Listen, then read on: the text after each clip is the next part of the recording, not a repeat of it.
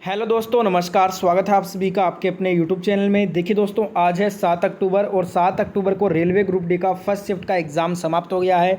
100% real और authentic question जो आपसे आज पूछे गए थे 7 अक्टूबर फर्स्ट शिफ्ट में, वो सभी क्वेश्चन लेकर आया हूँ इस वीडियो में। तो वीडियो को लाइक के साथ कंटिन्यू करें, शेयर करें इस वीडियो को, और साथ में चैनल को आपने अभी तक सब्सक्राइब नहीं किया है तो फटाफट से सब्सक्राइब करके बेल आइकन ऑन कर लें। फर्स्ट क्वेश्चन है आज का, करंट अफेयर का क्वेश्चन था कि कितने शिक्षकों को 2022 का राष्ट्रीय पुरस्कार मिला है। How many teachers received national award 2022। तो टोटल 46 टीचर्स को ये मिला है। तो 46 आपका ऑप्शन में दिया था, वही आपको करेक्ट करना था।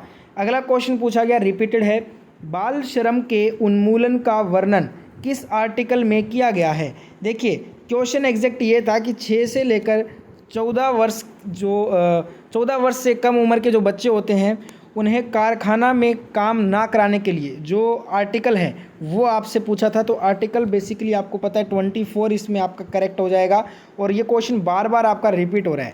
अगला क्वेश्चन आया था, नवरोज उत्सव ये किस राज्य में मनाया जाता है। अब देखिए पहले इससे आपसे 2 बार पूछा गया था कि नवरोज उत्सव किस धर्म से संबंधित है, तो आपका हो जाएगा पारसी धर्म से संबंधित।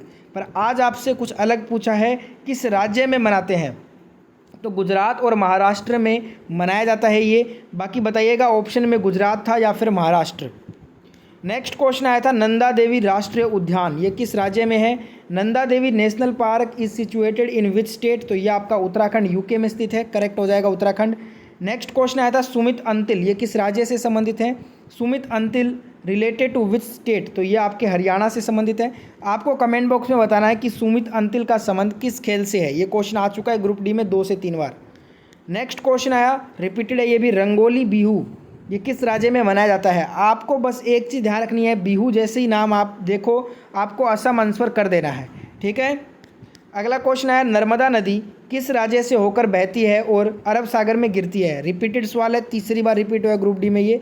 देखिए जो आपका नर्मदा नदी है ना, ये दोस्तों वैसे आपको पता होगा एमपी में भी बहती है और अमरकंटक से निकलती है, पर यहाँ पे क्वेश्चन में कुछ अलग पूछा है। ये पूछा है कि किस राज्य से होकर बहती है और अरब सागर में गिरती है। जब वो अरब सागर में गिरती है उस समय वो गुजरात राज्य से होकर बहती है, तो गुजरात आपका राइट आंसर था। नेक्स्ट क्वेश्चन आया, मार्च 2022 में सिंचाई में पद्मश्री पुरस्कार किसे मिला है। देखिए मार्च 2022 में सिंचाई में पद्मश्री जो पुरस्कार है ये सेठपाल सिंह को दिया गया है, तो सेठपाल सिंह करेक्ट हो जाएगा।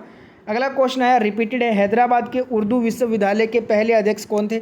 इससे पहले आपसे ये पूछा गया था दोस्तों, जो आपका राष्ट्रीय उर्दू जो विश्वविद्यालय है वो कहाँ पे है, तो हैदराबाद तेलंगाना में स्थित है। आज इसका पहला जो है ना प्रोफेसर कुलपति पूछा गया, तो प्रोफेसर जे राजपुरी आपके पहले कुलपति थे हैदराबाद उर्दू विश्वविद्यालय के। अगला क्वेश्चन आया था, आवर्त सारणी में जिंक का स्थान क्या होता है। What is position of zinc in periodic table.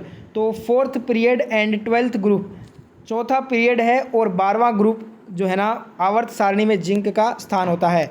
अगला क्वेश्चन आया था, रिपीटेड है, 42वां संविधान संशोधन कब हुआ था। तो आपको पता होगा 1976 में हुआ था। इसमें प्रस्तावना में 3 नए शब्द को जोड़ा गया था, समाजवादी, धर्मनिरपेक्ष और अखंडता। और साथ में आपको बता दूं जो 42 अमेंडमेंट किया गया था 1976 में, इसमें जो है ना दोस्तों 10 मौलिक कर्तव्यों को ऐड किया गया था।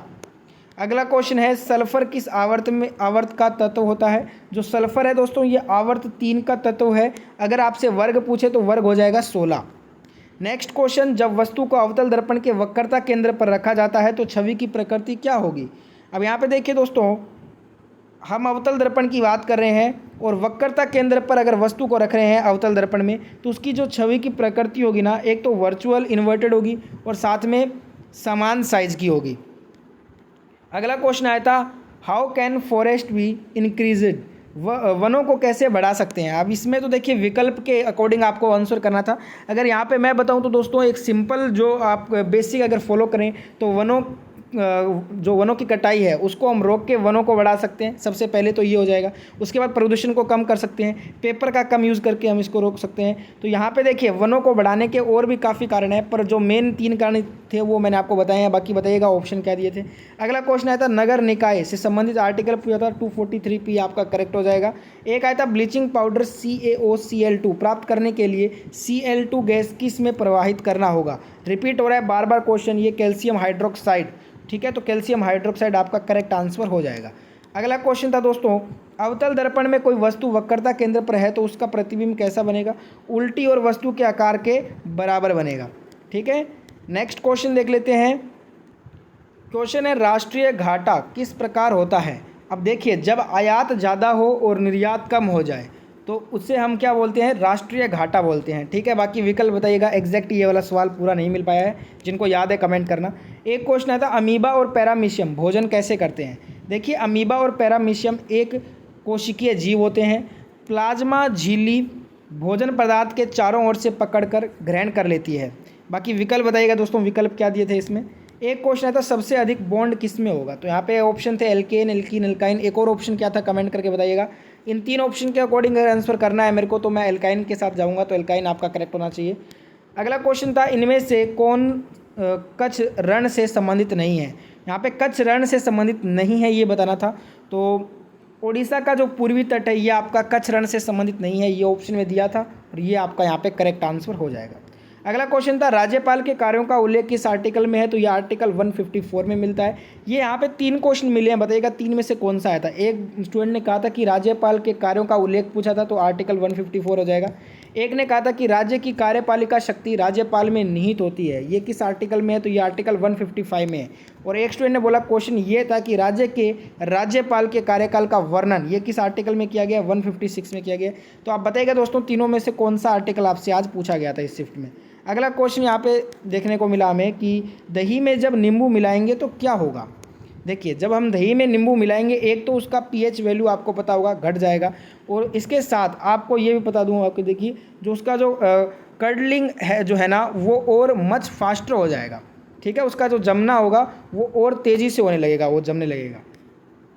एक क्वेश्चन आया था, भारत अधिनियम 1909 को किस नाम से जाना जाता है? अब यहाँ पे देखिए, भारत अधिनियम 1909 ये रिपीट हुआ एग्जाम में। मार्ले मिंटो सुधार के नाम से ये जाना जाता है, क्योंकि इस समय मार्ले भारत के राज्य सचिव एवं लॉर्ड मिंटो भारत के वाइसराय थे। तो यहाँ पे जो भारत अधिनियम 1909 है, इसे मार्ले मिंटो सुधार कहा जाता है। तो ये दोस्तों आज सभी क्वेश्चन थे जो आपसे आज पूछे गए थे।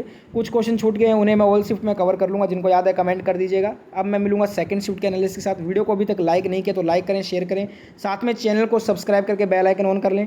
और दोस्तों, बार बार क्वेश्चन आपके हर शिफ्ट में लगभग जो है ना 8 से 10 क्वेश्चन पिछले शिफ्टों से हूबहू रिपीट हो रहे हैं। इसलिए जिनका आगे एग्जाम बाकी है उनको एक सलाह देना चाहूँगा, अभी तक हमने जितना भी आपका हर शिफ्ट में एग्जाम हुआ है सभी शिफ्ट का एनालिसिस किया है, उसका प्लेलिस्ट आपको मिल जाएगा, जिसमें 150 से ज़्यादा वीडियोज़ हैं। उन सभी वीडियोज़ को अगर आपके पास टाइम है तो ज़रूर एक बार चेकआउट कर लें, बार बार वहीं से क्वेश्चन रिपीट हो रहा है।